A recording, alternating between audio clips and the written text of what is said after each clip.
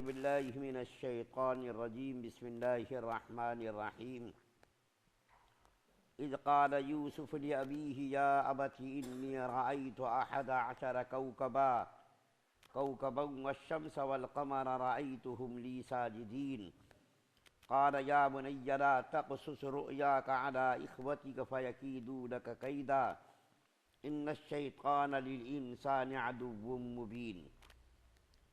یہ اس وقت کی بات ہے جب یوسف علیہ السلام نے اپنے والد یعقوب علیہ السلام سے کہا تھا کہ ابا جان، میں نے خواب میں 11 ستاروں اور سورج اور چاند کو دیکھا ہے۔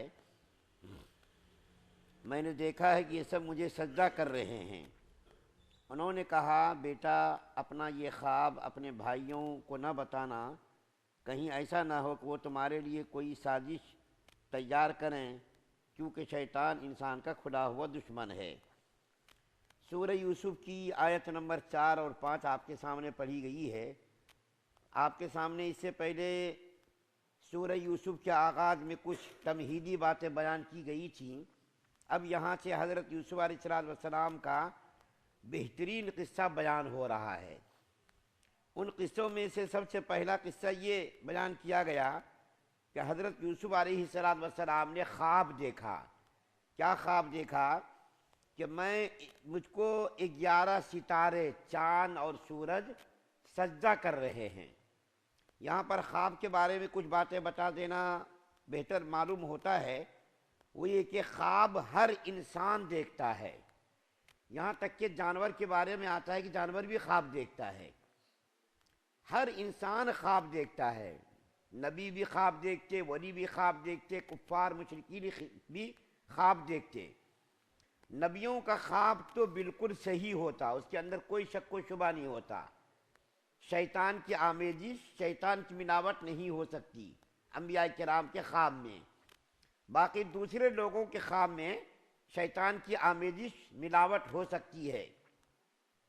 انبیاء کرام کا خواب بالکل سچا ہوتا ہے، یہاں تک کہ کبھی کبھی کافروں، فاسقوں کا بھی، فجار کا بھی خواب صحیح ہوتا، لیکن یہ بہت کم ہوتا ہے۔ نبیوں کا خواب تو بالکل سچا ہوتا، اس کے اندر کوئی تردد، کوئی شک و شبہ نہیں ہوتا۔ جیسا کہ حدیث و قرآن میں بہت سارے انبیاء کرام کے خواب کو بیان کیا گیا۔ مثال کے طور پر حضرت ابراہیم علیہ السلام نے خواب دیکھا کہ میں اپنے بیٹے کو ذبح کر رہا ہوں۔ صرف ذبح کرنے کا عمل دیکھا، ذبح کر دیا ہوں یہ نہیں خواب میں دیکھا، صرف یہ دیکھا کہ میں نے اپنے بیٹے کو لٹایا ہے، رسے سے باندھا ہے اور چھری کو پھیر رہا ہوں، لیکن یہ نہیں دیکھا کہ میں نے ذبح کر دیا۔ اگر یہ دیکھا ہوتا کہ میں نے بیٹے کو ذبح کر دیا تب تو ذبح کرنا لازمی ہوتا، لیکن اللہ تعالیٰ کو اصل میں ابراہیم علیہ السلام کا امتحان مقصود تھا، جو خواب کے ذریعے اللہ تعالیٰ نے وہ امتحان دیا، اور ابراہیم علیہ السلام خواب کے اندر مکمل طور پر کامیاب ہو گئے۔ اسی طریقے سے نبی کریم صلی اللہ علیہ وسلم کی زندگی میں بھی بہت سارے خوابوں کا تذکرہ آتا ہے۔ مثال کے طور پر نبی کریم صلی اللہ علیہ وسلم کے نبی بننے سے 6 ماہ پہلے بہت سارے خواب نبی کریم صلی اللہ علیہ وسلم دیکھتے تھے۔ جو خواب رات کو دیکھتے تھے، صبح وہی خواب سورج کی روشنی کی طرف بالکل خواب کی تعبیر ظاہر ہوتی تھی۔ 6 ماہ پہلے نبی بننے سے 6 ماہ پہلے نبی کریم صلی اللہ علیہ وسلم خواب دیکھا کرتے تھے، اور نبوت کا آغاز خواب سے ہی ہوا۔ خواب دیکھا کرتے تھے، جو خواب دیکھتے تھے وہ بالکل خواب سچا، بالکل سورج کی روشنی کی طرح ظاہر اس کی تعبیر ہو جاتی تھی۔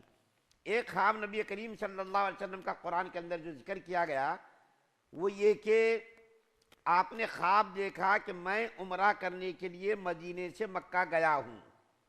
میں عمرہ کرنے کے لیے صحابہ کرام کے ساتھ مدینے سے مکہ گیا ہوں، عمرہ میں نے کیا، خانہ کعبہ کا طواف کیا۔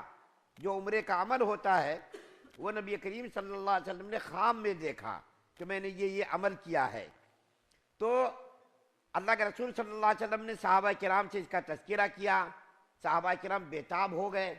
خانہ کعبہ کی زیارت اور خانہ کعبہ کا دیدار کرنے کے لیے کون مسلمان بےتاب نہیں ہوتا؟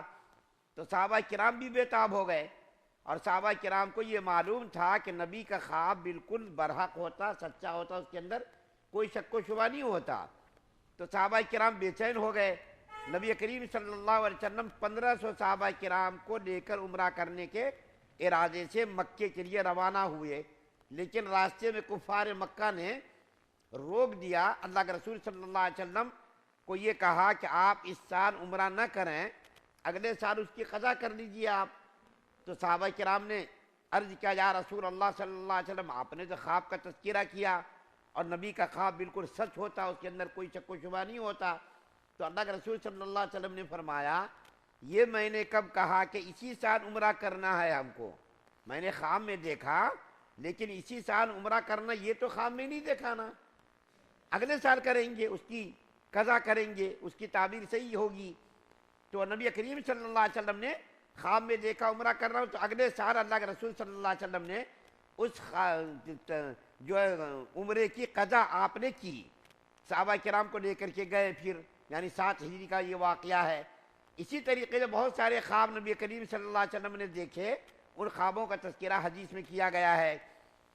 خواب کی 3 قسمیں بیان کی گئی ہیں، خواب کی 3 قسمیں بیان کی گئی ہیں۔ ایک خواب تو ہے اللہ کی طرف سے بشارت، ایک خواب ہے اللہ کی طرف سے بشارت، اللہ تعالیٰ خواب میں کسی انسان کو بشارت دیتے۔ دوسرا خواب ہے انسانی خیالات، انسان جو دن میں دیکھتا ہے وہی رات کو خواب میں دیکھتا ہے۔ بچے ہیں، بچے کچھ کھیل کود میں مشغول ہوتے، خواب میں بھی وہی کھیل کود دیکھتے وہ۔ اسی طریقے سے کسی مشغلے میں کوئی انسان رہتا ہے تو خواب میں بھی وہی مشغلہ اس کو نظر آتا۔ یعنی انسان جس کام میں دن بھر منہمک رہتا ہے، دن بھر وہ جس کاموں کے اندر مشغول رہتا ہے، خواب کے اندر بھی وہی کام، وہی چیز اس کو نظر آتی ہے۔ کسی نے دیکھا پتنگ اڑا رہے ہیں ہم، تو خواب میں بھی وہ دیکھ رہا پتنگ اڑا رہا ہوں میں۔ کوئی کرکٹ کا کھیل شوقین ہے، خواب میں بھی کرکٹ کھیلتا ہے، کبھی کبھی تیرتا ہے، کبھی کبھی لڑائی کرتا ہے،